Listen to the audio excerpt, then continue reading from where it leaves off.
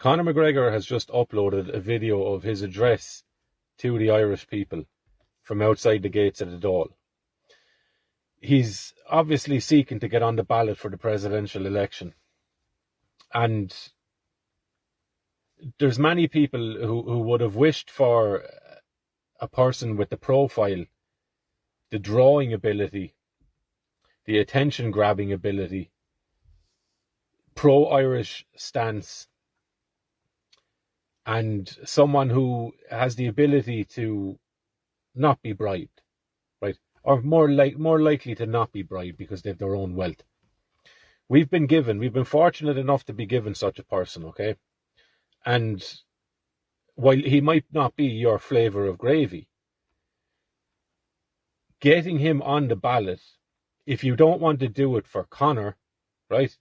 If you feel like he's in it for himself and you don't want to do it for him, do it for your other Irish people, for yourself, for your family, and for every other Irish person that wants a chance and a choice at something different.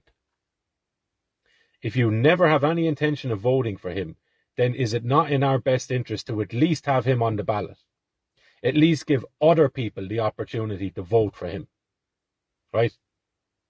Because otherwise what we're doing is we're filtering the choice that fellow Irish men and women have. And in that respect, we are no different than the government that we continuously see roll over and nothing change, right? They offer you referendums you never asked for. They push forward candidates and people that you have no faith in, you have no belief in, you have no allegiance to. They're not aligned with what you believe and what you want. Conor McGregor is speaking many of the sentiments that many people over these last few years have been fighting for in Ireland, okay?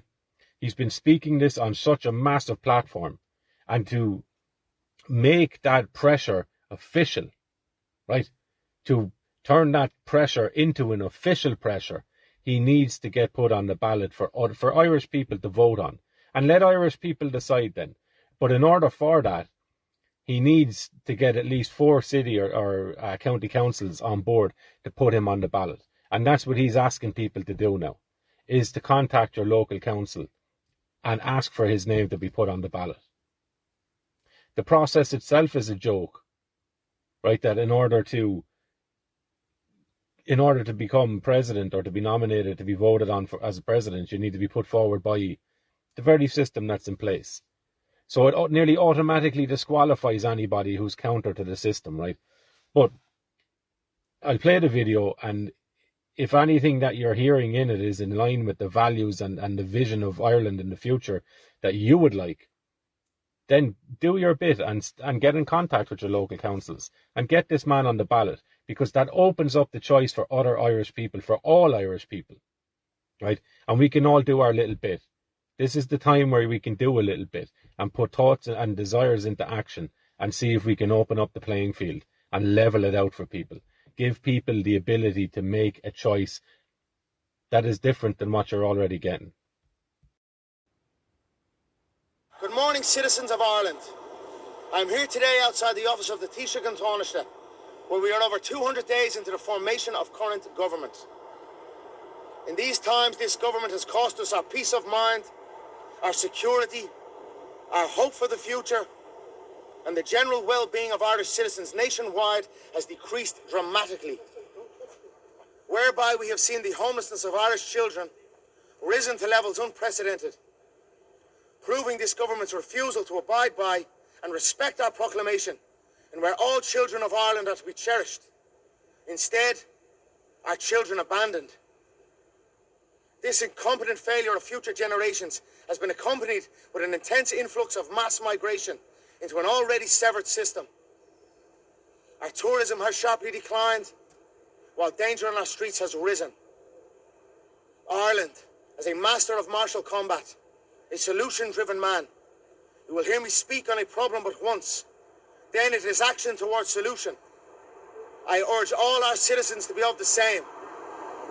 Today, Ireland, I am outside these gates of these appointed officials, but as your head of state, you empower me to enter these buildings on your behalf. A president face to face with government officials with only one priority, to ensure that the country our founding fathers gave their life for is strictly adhered to on behalf of its citizens. Ireland, under my tenure, the will of the people will be heard.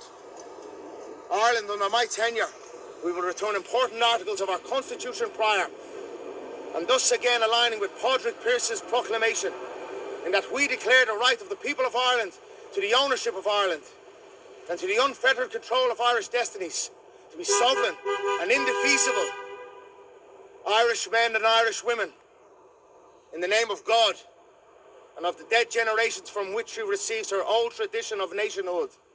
Ireland, through us, summons her children to her flag and strikes for her freedom. In the name of the Father, the Son, the Holy Spirit.